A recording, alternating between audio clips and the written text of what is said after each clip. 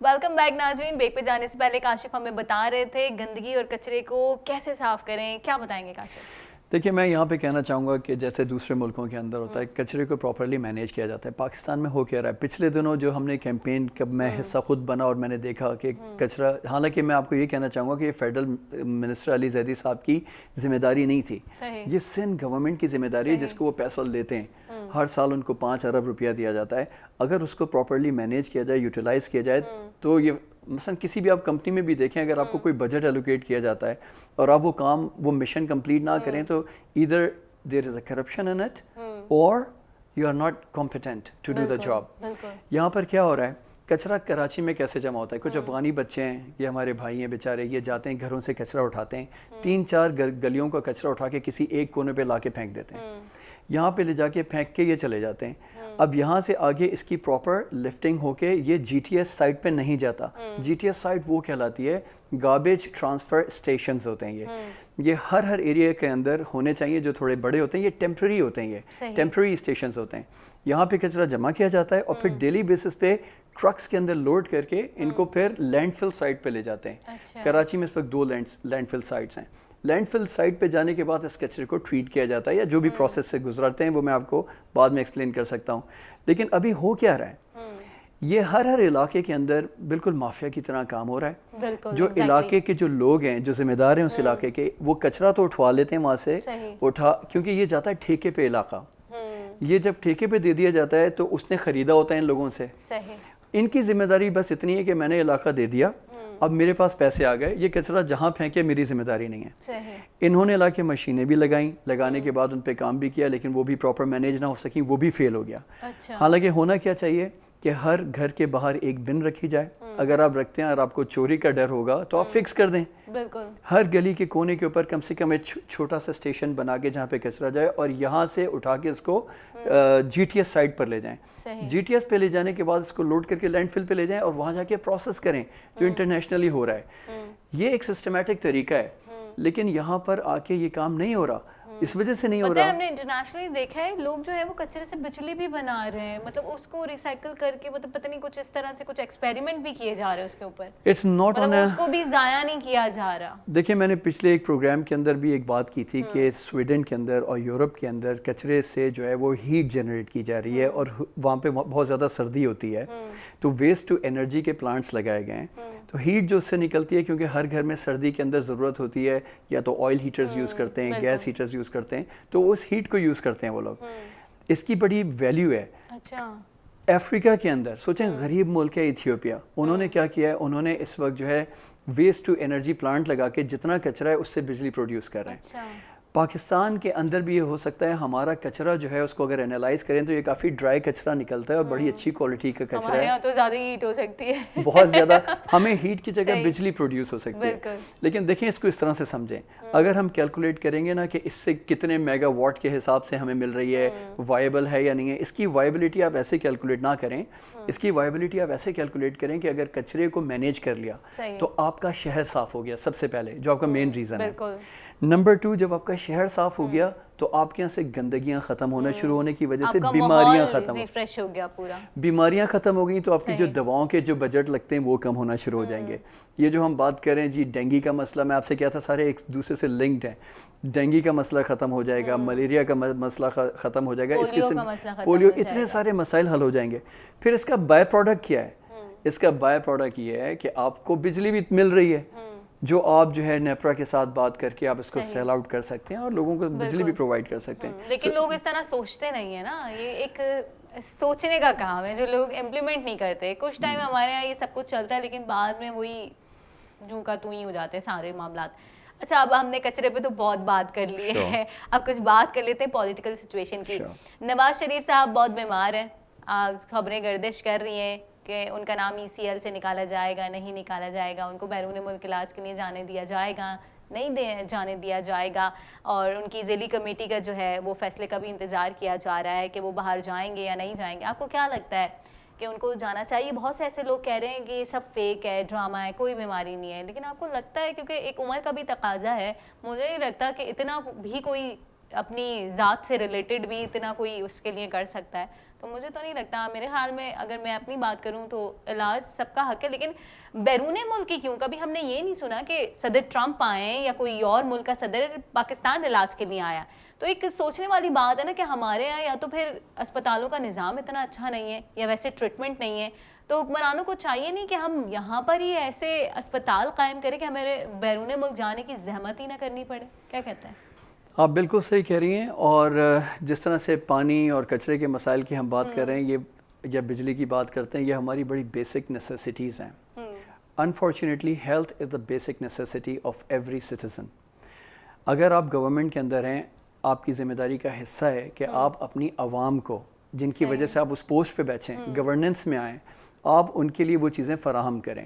اگر آپ پھر وہی والی بات ہے, اگر آپ اپنے آپ کو گھر کا سربراہ سمجھیں گے تو آپ ان کے خیال بھی کریں گے, لیکن اگر آپ ان کو رعایا سمجھیں گے تو آپ کہیں گے رعایا کو جو دینا ہے دو, میں تو باہر جا کے اپنا علاج کرا لوں گا. So you don't care about it. پہلی چیز آپ کو یہ سمجھنی ہے. دوسری چیز یہ مکافات عمل ہے.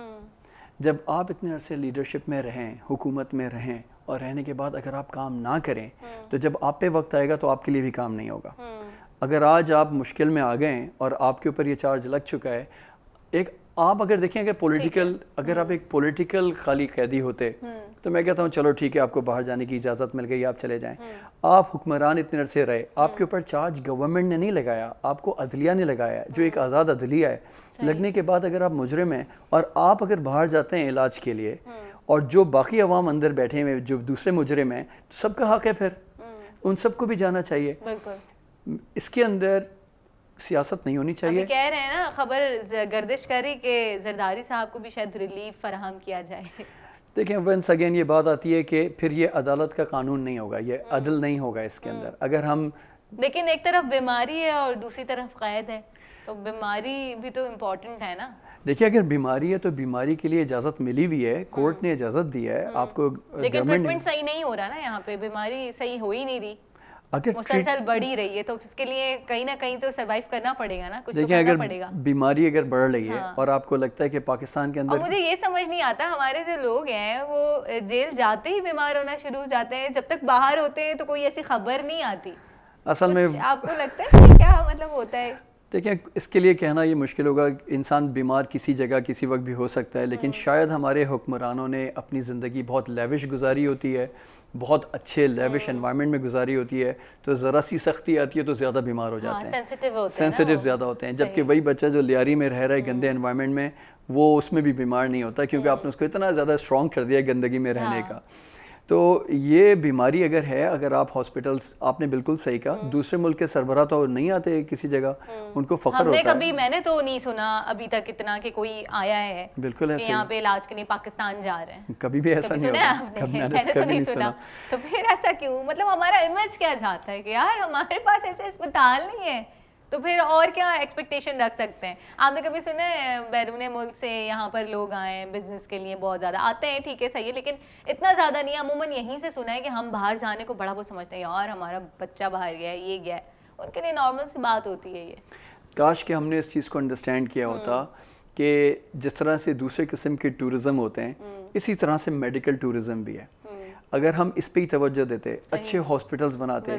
ہمارے سراؤنڈنگ کے بہت سارے ایسے کنٹریز تھے جو وہاں سے یہاں پر لوگ آتے اور اپنا علاج کراتے, لیکن توجہ, ہمارے اسپتالوں میں اچھی کاشف مشینری نہیں ہے, یہاں پر کوئی برن سینٹر نہیں ہے پراپر, ہمارے پاس کوئی پراپر مشینری ہی نہیں ہے نا. کسی کو کوئی بھی پرابلم ہو جاتی ہے تو یہاں پر کچھ بھی نہیں ہوتا, بیچارہ وہ بندہ اسی چکر میں رہتا ہے کہ پراپر کچھ اسپتال ایسے ہیں جہاں پر آکسیجن تک اویلیبل نہیں ہے, بیچارہ غریب.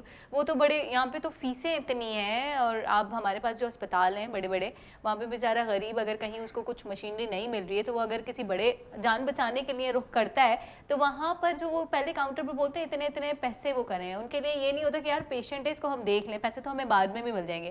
یہاں پہ اس طرح کا کچھ بھی نہیں ہوتا. مطلب میرے خیال میں ڈاکٹر کو کہا جاتا ہے ایک مسیحا ہوتا ہے. تو پھر اب آپ کیا کہیں گے اس پہ؟ اس پہ میں یہی کہوں گا کہ پروفیشنلزم ورسز کمرشلزم. تو یہاں پہ پروفیشنلزم شاید ختم ہوتا جا رہا ہے, ہر چیز کمرشلائز ہوتی جا رہی ہے. کیونکہ یہ بات جو ہے یہ میں نے خود دیکھی ہے, تو اس لیے میں کہہ سکتی ہوں کہ ہاں ایسا ہے. अपनी आंखों से देखा, मैं आई विटनेस हूँ इस बात आप की। जिसकी आई विटनेस हैं, मैं आपको आज विटनेस देता हूँ। मैंने इतने सर्वेज आने के बाद पिछले 1 साल में किए हैं कराची के अंदर, खाली सिंध की तो आप अभी बात छोड़ दीजिए, मैं कराची ही करता हूँ। मेरे पास तस्वीरें भी मौजूद हैं। अच्छा। हॉस्पिटल्स, बिल्डिंग खड़ी हुई है हर इलाके के अंदर, और बिल्डिंग के अंदर कोई हॉस्पिटल की फैसिलिटी नहीं है। उसमें जो है कोई हीरोइन पी रहा है, कोई ड्रगिस्ट बैठे हुए हैं, किसी ने अपनी गांव से लाके फैमिली को ठहरा दिया, कब्ज़ा माफिया ने, इस किस्म के काम हो रहे हैं। और आप ऐसा नहीं है कि इन बातों को रेज़ नहीं किया गया, इन बातों को रेज़ किया गया मुख्तलिफ टीवी चैनल्स के ऊपर भी, उसके बावजूद भी इस पर कोई एक्शन नहीं लिया गया।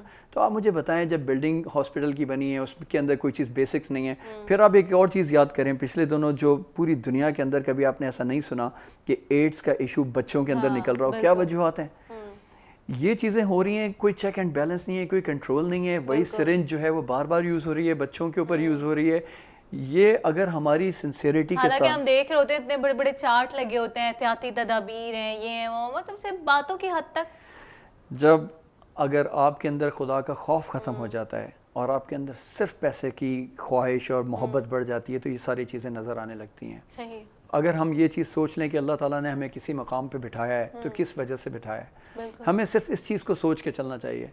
हमने इस चीज़ को बिल्कुल भुला दिया है कि इंसान जो है वो इंसान जानवर या अल्लाह की मखलूक है, सब इनके लिए हमने कुछ भी नहीं कर रहे। जब इंसान के लिए नहीं कर रहे तो जानवर के लिए। ममालिक में हम देखते हैं अक्सर सोशल मीडिया पे वीडियोज कि वहाँ पर अगर कोई रोड पर कोई कुत्ता भी सो रहा होता है तो वहाँ पे ट्रैफिक रुक जाता है, उसको हल्के से मूव किया जाता है, उसकी नींद डिस्टर्ब नहीं की जाती, और प्रॉपर अगर कोई जानवर किसी मुश्किल में होता है तो रेस्क्यू किया जाता है। यहाँ पे इंसान एक्सीडेंट हो जाता है, पड़ा रहता है, लोग उसको पूछते तक नहीं है। यहाँ पे ये हाल है। मैं आपको एग्जांपल देता हूँ, जापान की एग्जांपल देता हूँ मैं आपको। मैंने मतलब खुद देखी हुई बातें सुनी भी नहीं है। उनको जानवर की जान जाने का भी दर्द है, और यहाँ पर इंसान की जानें ही चली जाती है, इनको इनका दिल कुछ नहीं कहता, मतलब उस पर कोई एक्शन नहीं लिया जाता। बिल्कुल ऐसा ही है। मैं आपको बताता हूँ, देखिए बड़ी सीधी सी बात है। न्यूजीलैंड के अंदर अक्सर जगह पे बोर्ड लगा हुआ होता है, it's a duck crossing. Ducks की तस्वीर लगी हुई है कि वो बच्चों के साथ क्रॉस कर रही है, तो हर एक एहतियात से गाड़ी गुजारे। कोई एक यानी डक का बच्चा जो है ना, बत्तख का, वो भी गाड़ी के नीचे ना आ जाए। इसी तरह से अगर आप मिडल ईस्ट में देखें, कोई जानवर रोड पे नहीं आएगा, उसके लिए प्रॉपर फेंसिंग हुई हुई है। आप ओवर स्पीडिंग करते हुए लिखे हुए होते हैं, साइंस लगे हुए होते हैं कि आप ख्याल करें कि देखते हुए जाएं कोई जानवर ना मर जाए, उसके ऊपर बड़े फाइन्स भी हैं। हम क्या बात कर रहे हैं, हमारे यहाँ तो, और लोग डरते भी हैं कि नहीं यार हमसे कुछ हो ना जाए, उनके अंदर वो इंसानियत भी जाग जाती है। इस पे भी हम बात करते हैं। काशिफ प्रोड्यूसर कह रहे हैं ब्रेक लेना बहुत जरूरी है। नाज़रीन बढ़ते हैं एक ब्रेक की जानिब।